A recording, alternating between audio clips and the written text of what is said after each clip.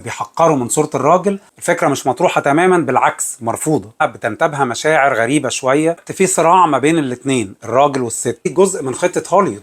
Ken only has a good day when Barbie looks at him. الناس اللي رافضة الفكر ده ناس من أوروبا ومن أمريكا، مش العرب بس. اتفرجت على فيلم باربي؟ اتفرجت على فيلم باربي زي ناس كتير مهتمة انها تشوف الفيلم. كمان الأبطال بتوعه أنا بحبهم، إذا كانت مارجت روبي ولا راين جوسلينج. طب إيه رأيك في الفيلم؟ قبل ما أجاوب على الأسئلة، لو أول مرة بتشوفني انزل اشترك في القناة. Dramatica.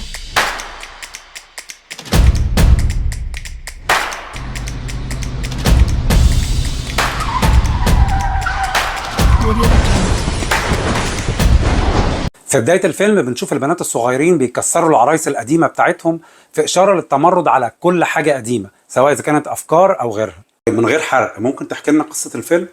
الفيلم بيتكلم عن باربي العروسة الشهيرة، وهي في العالم بتاعها بتنتابها مشاعر غريبة شوية، بتبتدي تفكر المشاعر دي جاية لها منين، وبتلجأ لفيرجن قديم من باربي علشان تعرف ايه سبب المشاعر دي. العروسة دي بتنصحها انها ترجع لعالم البشر الحقيقيين عشان تحل المشكلة بتاعتها، وفي خلال رحلتها للعالم الواقعي بتقابل مشاكل وبتناقش افكار اللي هي في الاصل محور الفيلم. في ناس كتير كانت بتنادي ان الفيلم ما يتعرضش لفئات عمرية معينة، انت ايه رايك في الموضوع ده؟ طبعا انا مع فكره ان الفيلم يتمنع عرضه للاطفال الصغيرين اللي اقل من 13 سنه، خصوصا انك لما تعرض فيلم بيناقش الافكار دي على اطفال في السن ده انت بتلخبطهم، انت بتعمل لهم كونفيوجن في اللي جاي. وعلى فكره ده مش كلام انا لوحدي، ده كلام ناس كتير جدا شافت الفيلم ورافضه الفكر اللي هو بيقدمه. الناس اللي رافضه الفكر ده ناس من اوروبا ومن امريكا، مش العرب بس.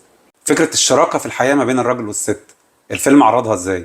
الفيلم بيدور في عالم باربي، وفي عالم باربي المراه هي كل شيء، هي القائدة وهي الحاكمة وهي الذكية، وكل مقاليد الأمور موجودة في إيدين باربي، لأن كل العالم بتاعها بتسيطر عليه هي.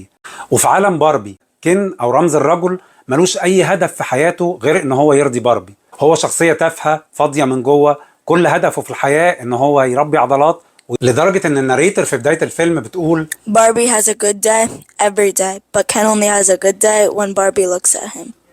بس لما بتتنقل باربي للعالم الحقيقي بتكتشف ان الراجل هو اللي مسيطر، وانه في العالم الواقعي الراجل مدي لنفسه الباترياركي اوثوريتي او السلطه الابويه زي ما هم اطلقوا عليها، وانه مدي لنفسه الحق ان هو يسيطر على كل مقاليد الامور بالرغم من عدم قدرته فعليا على ان هو يعمل حاجه زي كده. الفيلم ده بيوريك انه حتى في العالم الواقعي قد ايه الرجاله تافهين واغبياء، لدرجه ان السي اي او بتاعت شركه ماتيل اللي هي الشركه المنتجه لباربي بيقف عاجز قصاد اصغر مشكله.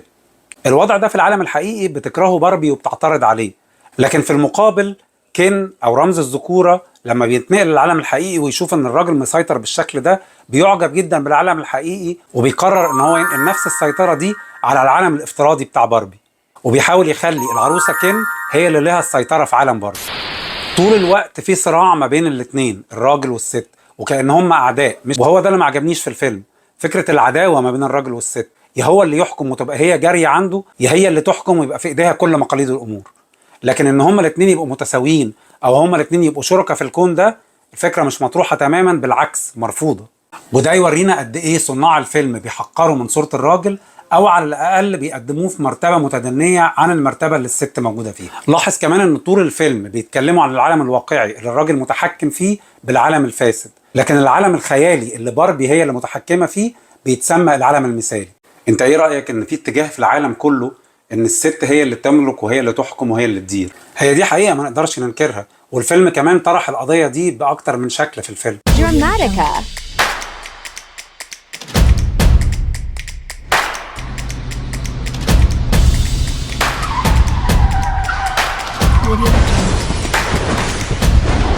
ناس كتير على فكرة بتقول ان الفيلم سطحي، انت شايف الفيلم ازاي؟ لا طبعا الفيلم مش سطحي خالص، الفيلم عايزين يبينوا انه سطحي لكن هو الحقيقة مش كده. راين جوسلينج نفسه في مقابلة من مقابلاته عن الفيلم قال ان الفيلم ليس كما يبدو على ما هو عليه. وانت شايف ان الفيلم موجه وانه فيه رسالة عنصرية ضد الرجالة، ولا ده كلام فارغ ملوش اي اساس من الصحة؟